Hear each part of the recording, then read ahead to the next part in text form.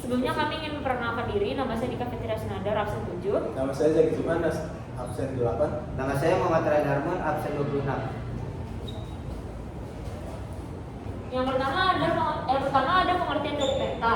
Peta adalah gambaran konvensional dan selektif dari permukaan bumi pada bidang data dan diperkecil dengan skala.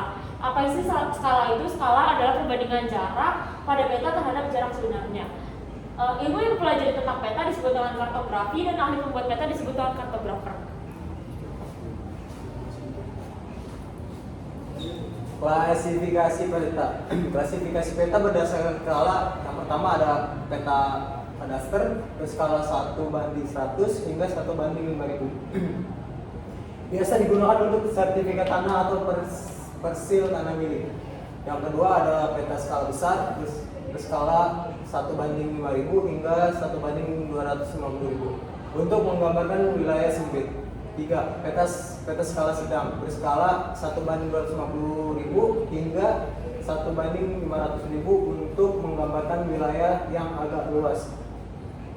Yang keempat, peta skala kecil berskala 1:500.000 hingga 1:1.000.000 untuk menggambarkan wilayah yang luas.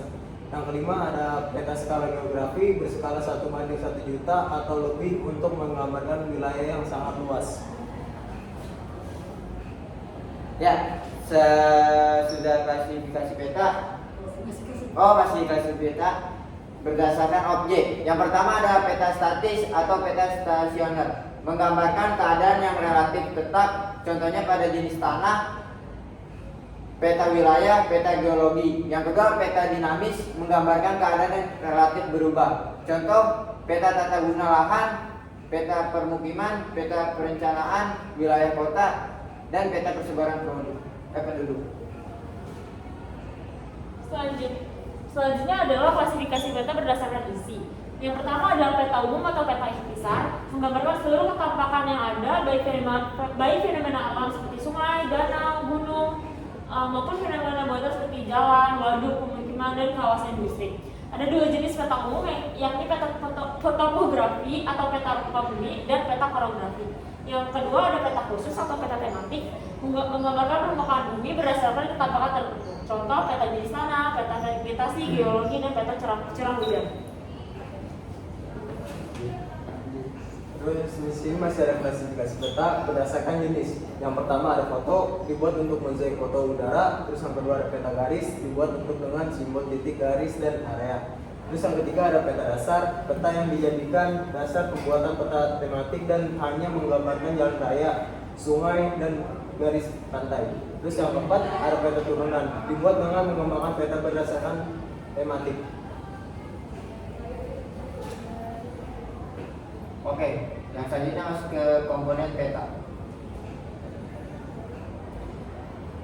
Yang pertama ada judul peta, bagian judul yang ditulis dengan huruf kapital tebal untuk menunjukkan isi peta. Yang kedua, orientasi, sebuah ilustrasi kompas yang menunjukkan arah mata angin.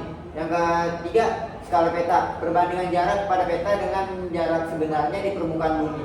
Yang keempat, simbol peta, simbol yang mewakili kenampakan atau bentuk di permukaan bumi. Yang kelima, legenda, penjelasan atau keterangan mengenai simbol peta.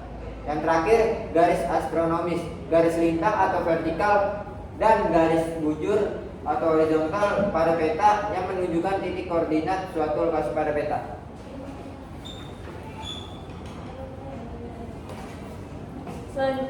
Selanjutnya masih dari ini ada garis tepi, garis pada tepi peta yang membentuk segi empat untuk membatasi ruang peta. Lalu ada inset atau peta kecil yang menunjukkan lokasi relatif daerah pada peta, lettering, teknik penulisan huruf dan angka pada peta, serta sumber dan tahun, informasi siapa yang membuat atau mempublikasikan peta, serta kapan peta tersebut dipublikasikan. Terus di sini ada proyeksi peta. Proyeksi peta merupakan suatu fungsi matematika yang digunakan untuk mengonversi lokasi di permukaan bumi ke lokasi pada peta. Proyeksi dalam sebuah peta berguna untuk menyajikan representasi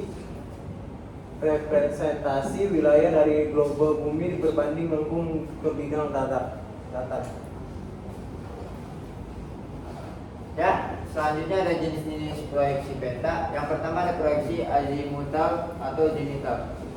Proyeksi peta azimutal atau zenital menggunakan bidang datar untuk digunakan sebagai proyeksi. Proyeksi ini mengenai bola bumi yang hanya berpusat pada satu titik, yang umumnya digunakan di bagian kutub permukaan bumi atau daerah yang cukupnya kecil.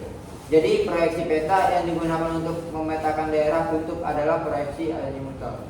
Yang selanjutnya proyeksi kerucut. Proyeksi pada kerucut menggunakan bidang kerucut untuk digunakan sebagai bidang proyeksinya. Proyeksi ini mengenai bagian bumi wilayah lintang tengah seperti benua Eropa. Wilayah lintang tinggi dan kutub akan mengalami distorsi yang besar sehingga lebih cocok jika menggunakan proyeksi kerucut. Yang selanjutnya proyeksi silinder. Proyeksi peta silinder menggunakan bentuk silinder untuk digunakan sebagai bidang proyeksinya. Proyeksi ini cocok memetakan bumi di daerah khatulistiwa dan tidak cocok jika digunakan untuk bagian wilayah kutub. Lalu ada jenis proyeksi peta berdasarkan garis karakter. Yang pertama ada proyeksi normal. Proyeksi normal adalah pada proyeksi normal garis karakteristik bidang proyeksi berhimpitan dengan sumbu bola bumi. Yang kedua ada proyeksi miring. Pada proyeksi miring garis karakteristik bidang proyeksinya membentuk sudut lancip dengan sumbu bola bumi. Yang terakhir ada proyeksi transversal. Pada proyeksi transversal garis karakteristik bidang proyeksi perpotongan tegak lurus dengan sumbu bola bumi. Terus di sini ada syarat proyeksi peta. Yang pertama, bentuk yang diubah harus tetap. Terus yang kedua, luas permukaan yang diubah harus tetap. Terus yang ketiga, jarak antara satu titik dengan titik lain di atap permukaan yang diubah harus tetap. Terus yang terakhir, yang keempat, sebuah peta yang diubah tidak mengalami penyimpangan arah. Yang selanjutnya soal. Yang pertama, simbol mata angin pada peta berfungsi untuk menunjukkan yang C, arah objek. Terus yang kedua, garis koordinat vertikal pada peta disebut yang A, garis bujur. Soal yang ketiga, proyeksi peta berdasarkan garis karakter terbagi menjadi 3. Manakah di bawah ini yang termasuk dalam proyeksi peta berdasarkan garis karakter? Yang termasuk berdasarkan garis karakter adalah garis transversal, karena yang berdasarkan garis karakter ada 3, yaitu garis normal, garis miring, dan garis transversal.